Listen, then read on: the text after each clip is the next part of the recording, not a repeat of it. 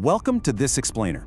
Look, if you're facing the absolute grind of academic life right now, you know exactly how overwhelming it can be to just keep your focus. Today, we're jumping straight into some ancient spiritual teachings. We'll be framing these as a conversation between a deeply compassionate mentor, Krishna, and a student who is, well, struggling, just like we all do. We're going to explore how shifting your perspective can literally transform your study habits and help you reclaim your focus during peak exam season. Okay, let's set a scene that I'm absolutely certain we've all lived through. You sit down at your desk, right? You're completely determined to study. But everywhere you look, someone is scrolling through reels, gaming, or just joking around.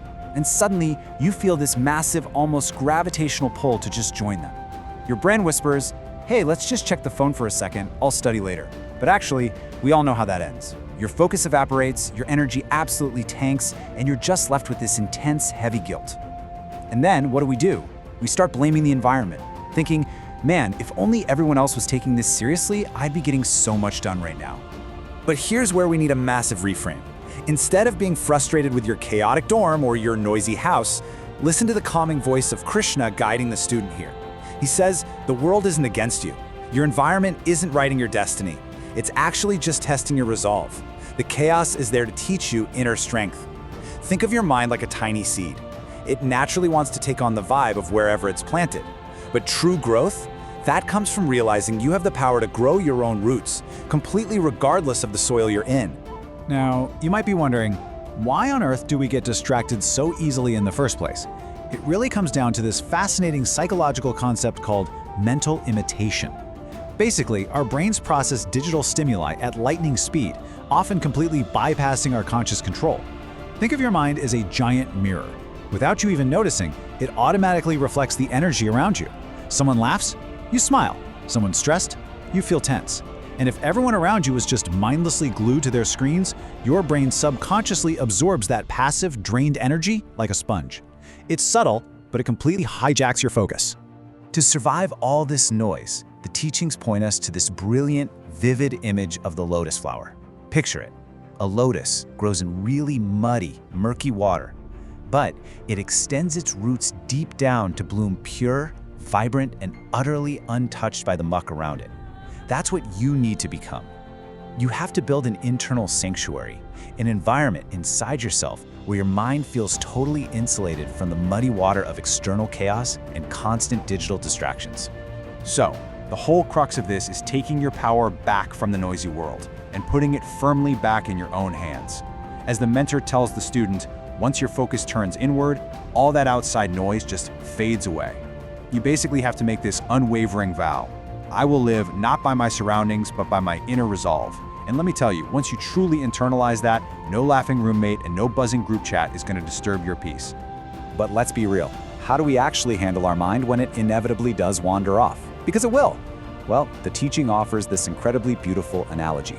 Treat your wandering mind like a child. When you lose focus, don't get mad at yourself. Don't try to just brutally suppress your thoughts, because the more you suppress a child, the more they rebel and act out, right? Instead, just gently tell your mind, hey, I understand you, but let's work together. By guiding it with patience, your mind stops being a captive prisoner fighting you and actually becomes your absolute best ally. Okay, so what does this look like in practice? Picture a single candle flame. When you feel completely overwhelmed by everyone else's digital addictions around you, just become that steady light. A tiny candle in a dark room doesn't try to light up the whole world, it literally just clears the darkness immediately around itself. You don't need to force your roommates to start studying, you don't need to change the whole dorm's vibe. You just need to clear your own immediate space and hold your steady light. And to actually achieve that, the source text gives us a super practical tool. Before you even crack open a textbook, I want you to sit down, close your eyes for literally just 1 minute, and take a deep breath. Then repeat this mantra: I am the master of my mind. My focus comes from within. I am calm and nothing can shake me. This isn't just some fluffy affirmation, it's a profound reset button for your subconscious. Every single time you say it, you're building up an impenetrable shield against all that outer chaos. All right, so now we are moving to the 5 steps to inner discipline. Let's get right into the step-by-step game plan. We're looking at 5 deeply intentional steps: creating a divine environment, setting serious phone boundaries, making a morning resolution, practicing 5 minutes of silence, and doing an evening reflection. These aren't just arbitrary tips, they're a system designed to transform your chaotic study sessions into moments of profound, razor-sharp concentration. Let's break them down. Step 1 is creating your own divine environment. You need to dedicate a specific physical spot, even if it's literally just a tiny corner of your desk, where there is absolutely zero noise and no phone allowed. The physical act of lighting a small lamp or a candle there acts as an instant trigger. You look at that light and you tell yourself, this is my mind and I'm igniting it. Do this enough times and your brain is going to automatically drop all worldly distractions the absolute second you sit down in that spot. Moving on to step 2, and yeah, we're tackling the biggest culprit here, your phone.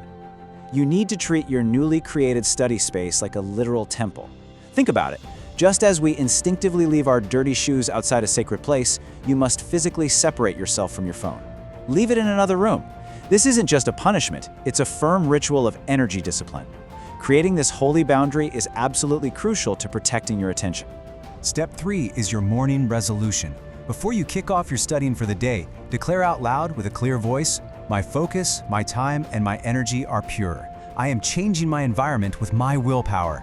Setting this intention first thing in the morning raises your personal frequency. And like the teachings say, when your internal energy is locked in and high, the energy of your room, and honestly, eventually the people around you, will naturally start to synchronize with that dedication. It's powerful stuff. Step 4 is all about the number 5. Specifically, 5 minutes of absolute silence before you study. No lo-fi beats, no checking notifications, no actively reviewing flashcards. Just sit and breathe. We all have minds that swirl with a million thoughts, and this buffer time lets everything settle down into a calm, undisturbed lake. That peace you gather in just 5 short minutes, it becomes your anchor for the rest of the day. And finally, step 5 is the evening reflection. Before your head hits the pillow, take literally 2 minutes to ask yourself, where did I spend my time today? Did I give my energy to the right places? Now, if the answer is no, absolutely do not beat yourself up over it. Just calmly say, I'll do better tomorrow. Tracking your progress with these gentle, guilt-free questions builds incredible self-awareness. And guess what? Self-awareness is your absolute greatest weapon against getting distracted tomorrow. To tie a bow on all of this, I want you to keep this one final, powerful question in your back pocket. The very next time your hand just instinctively reaches for your phone during a study block, pause, catch yourself, and ask, is this action taking me closer to my goal or further away? The chaos of the world outside isn't going to stop, but your attention, that is your ultimate superpower.